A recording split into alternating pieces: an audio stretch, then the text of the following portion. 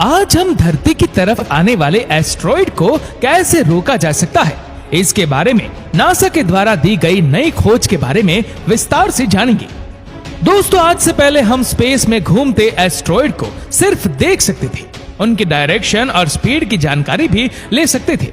और अगर कोई एस्ट्रॉइड पृथ्वी की ओर तेजी से बढ़ रहा हो तो हम ज्यादा से ज्यादा सिर्फ ये बता सकते थे कि ये एस्ट्रॉइड कब, कहां और किस दिन हमसे टकराएगा।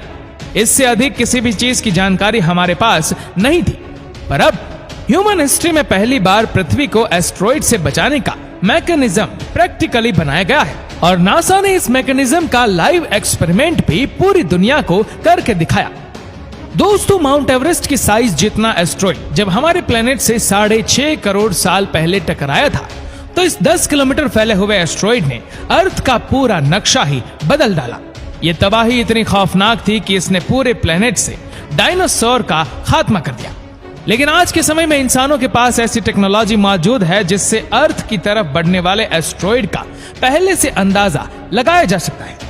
इतना ही नहीं, ये टेक्नोलॉजी वक्त के साथ साथ एडवांस होती जा रही है और हम ज्यादा से ज्यादा दूर के एस्ट्रॉइड को भी देख सकते हैं। नासा के पास फ्यूचर में अर्थ के करीब से गुजरने वाले 26,115 एस्ट्रॉइड की लिस्ट मौजूद है। इनमें से 16,420 ऐसे एस्ट्रॉइड है जिनका साइज 100 मीटर से भी छोटा है, जबकि 8807 ऐसे हैं जो 1 किलोमीटर तक फैले हुए हैं और 888 ऐसे एस्ट्रॉइड है जिनका साइज 1 किलोमीटर से भी ज्यादा बड़ा है। वैसे तो इनमें से कोई भी एस्ट्रॉइड सीधा अर्थ की तरफ नहीं आ रहा, लेकिन फ्यूचर में ऐसा भी हो सकता है कि वक्त के साथ इनमें से कई एस्ट्रॉइड अपना पथ बदल ले और सीधा अर्थ से आकर टकरा जाए। सिर्फ 1 किलोमीटर फैला हुआ एस्ट्रॉइड अगर अर्थ से टकरा जाए तो वो इतनी एनर्जी प्रोड्यूस करेगा जितनी 1000 न्यूक्लियर बॉम्ब से पैदा हो सकती है। इसके कारण होने वाली तबाही का अंदाजा लगाना हमारे लिए इतना मुश्किल नहीं है। हमारे प्लेनेट पर आने वाली दूसरी तबाही से तो शायद निपटा जा सके, लेकिन एस्ट्रॉइड से बचना नामुमकिन माना जाता है। लेकिन अब नासा ने एक ऐसा एक्सपेरिमेंट करके दिखाया है जिससे हम एस्ट्रॉइड का मुकाबला भी कर सकते हैं। जी हाँ, ये एक तरह का प्लेनेटरी डिफेंस सिस्टम है जिसको काइनेटिक इम्पैक्टर टेक्निक कहा जाता है। इस टेक्निक की मदद से अर्थ की तरफ आने वाले एस्ट्रॉइड का रास्ता बदला जा सकता है। लेकिन सवाल है कि आखिर कैसे? असल में अर्थ के बाहर आउटर स्पेस में ग्रेविटी और एटमॉस्फेरिक प्रेशर ना होने की वजह से ऑब्जेक्ट्स को किसी भी प्रकार की रुकावट का सामना नहीं करना पड़ता। जो चीज जिस पोजीशन में है वो वैसे ही रहती है। अगर कोई ऑब्जेक्ट 10 किलोमीटर पर आवर की स्पीड से स्पेस में ट्रैवल कर रहा है तो वो हमेशा इसी स्पीड से चलता रहेगा जब तक उसके रास्ते में कोई चीज ना आ जाए। और ये सब सिर्फ इसलिए मुमकिन है क्योंकि स्पेस में वैक्यूम में परीक्षण पैदा नहीं हो सके। एस्ट्रॉइड जो लाखों साल पहले किसी कॉलिजन की वजह से बने थे, वो तब से लेकर अब तक स्पेस में तेज रफ्तार से चल रहे हैं। अगर वो अर्थ के करीब आ गए तो उनको अर्थ की ग्रेविटी अपनी तरफ अट्रैक्ट करेगी और वो अपना रास्ता चेंज कर लेंगे। अगर ये अर्थ के ज्यादा करीब होंगे तो एस्ट्रॉइड हमारे प्लेनेट से एक कोलाइड भी कर सकता है। इस चीज से बचने के लिए नासा साइंटिस्ट ने एक आइडिया पेश किया कि क्यों ना अर्थ के एटमॉस्फेयर में दाखिल होने से पहले ही इन एस्ट्रॉइड का किसी स्पेस प्रॉप से एक खास एंगल में कॉलिजन करवाया जाए। ये कॉलिजन सिर्फ इतना बड़ा हो कि वो एस्ट्रॉइड के पथ पर हमारे प्लेनेट के रास्ते से हटा दे। प्लेन के मुताबिक इस किस्म के कई स्पेस प्रॉब अर्थ के इर्द गिर्द ऑर्बिट कर रहे होंगे। जैसे ही नासा को कोई बड़ा एस्ट्रॉइड अर्थ के डायरेक्शन में बढ़ता दिखेगा तो इन स्पेस प्रॉब उसको उस एस्ट्रॉइड की डायरेक्शन में एक खास एंगल पर जाकर हिट कराया जाएगा।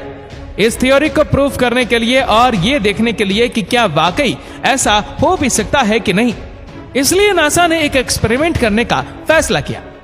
इस मिशन को नासा ने डार्ट यानी डबल एस्ट्रॉइड रिडायरेक्शन टेस्ट का नाम दिया। 23 नवंबर 2021 को $325 मिलियन की लागत से बनाया गया dart space craft space x falcon 9 rocket के जरिए वेंडनबर्ग स्पेस फोर्स बेस से लॉन्च किया गया।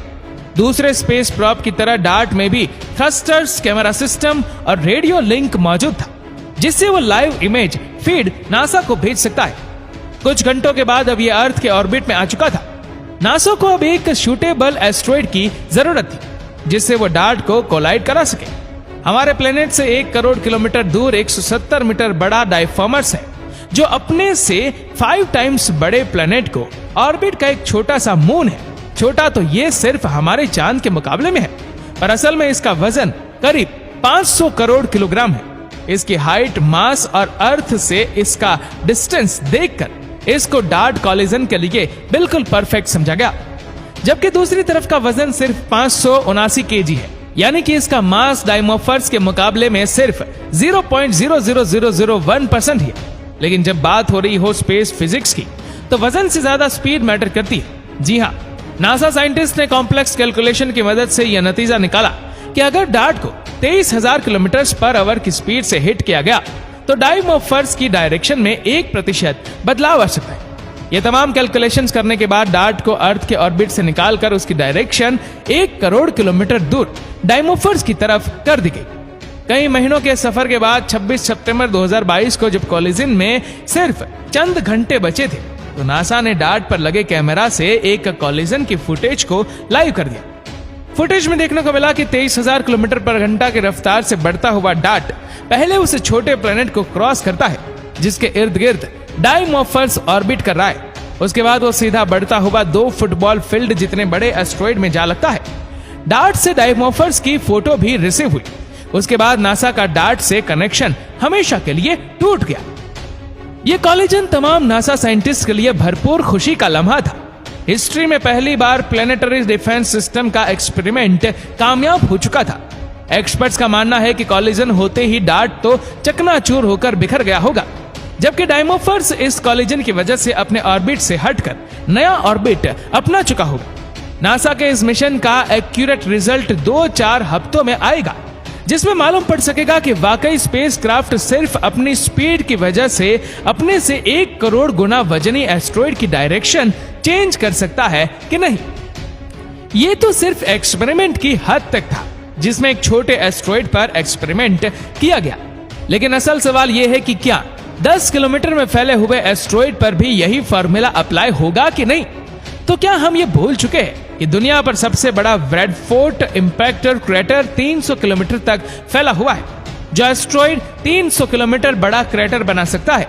क्या हम उससे मुकाबला कर पाएंगे या नहीं, हमें नीचे कमेंट करके जरूर बताएगा। और अगर आपको वीडियो अच्छा लगा हो तो इस वीडियो को लाइक करेगा, शेयर करेगा ज्यादा से ज्यादा लोगों तक, और ऐसी ही और भी रोचक जानकारियों के लिए सब्सक्राइब करें हमारे यूट्यूब चैनल को।